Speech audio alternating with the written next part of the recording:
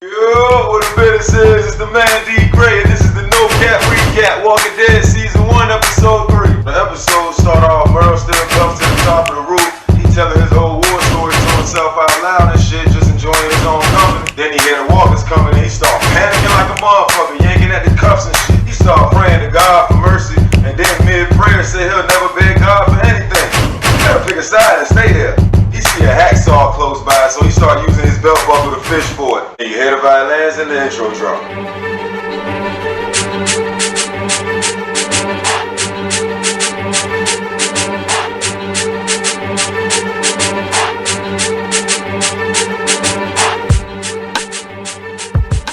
After the intro, Rick and Morales chopping it up in the U-Haul. Morales basically just telling him how pissed off they're gonna be when he find out about Merle. Back at the camp, Lori giving Carl a bowl cut with scissors and Shane cleaning his shotgun. They just cooling out. They hear that loud ass alarm from the Camaro, and then Glenn pull up. The U-Haul pull up a couple minutes later, so it's general reunions and Kodak moments all over the place. Glenn tell them that they got a new guy, and then Rick come from around the corner.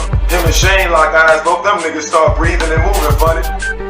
Carl hit that dramatic ass General Hospital slow turn. Rick can do his point, everybody speechless. Hell then embrace Carl and Lori ever so gently, but Lori still got that I fucked your best friend look in her eye. Lori and Shane break up via eye contact. Shane hit Rick with the fakest forced smile I ever seen in my motherfucking life. I miss the coochie.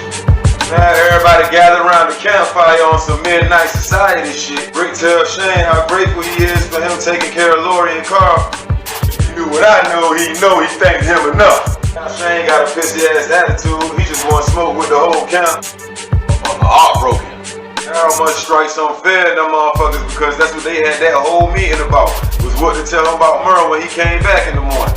Rick and Lori in the tent, he tell her that he knew she was alive because the photo albums was gone, but that don't really mean shit, she could've died holding them motherfuckers. And Rick mount up and start stroking, but Lori don't look like she really into it.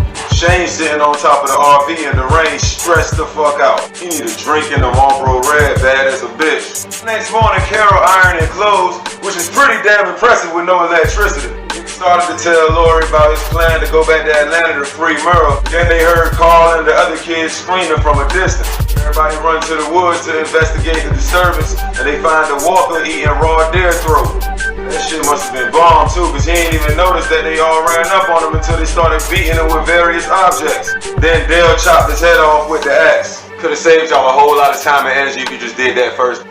Daryl come out the woods looking filthy as hell with a whole bunch of squirrels. I wouldn't eat shit this nigga carried on his bare shoulder, hell nah. And some tell me he was this dirty before the world ended.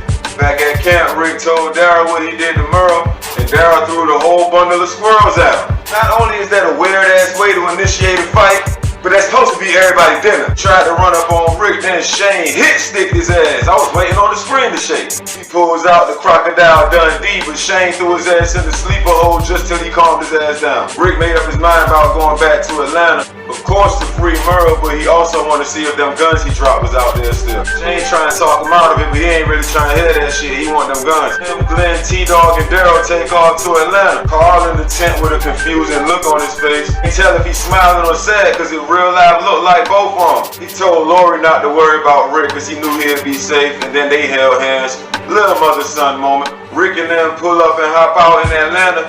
Back at camp, Shane and Carl catching frogs and the women washing clothes, reminiscing about their appliances and sex toys. He bust out in laughter about their dildo conversation, but Ed ain't like that shit. He came over and shut that shit down. That nigga Ed miserable, dog. So Lori walked down, interrupt the frog catching session, and tell Carl carry his ass back to the tent. She start going in on Shane about how he need to stay away from her and her family, like she won't just busting it open for the nigga day before yesterday. Bitch ungrateful too, cause yeah, Rick back now, but who kept you alive? And ain't nobody make you fuck him. Rick and friends make it to the department store, it's only one walk in there. Daryl put that down with the crossbow right quick. Back at camp, Andrea swell up and buck on Ed for micromanaging their laundry shift. As a result, Ed ended up slapping the hell out of Carol. She was misdirected than the motherfucker.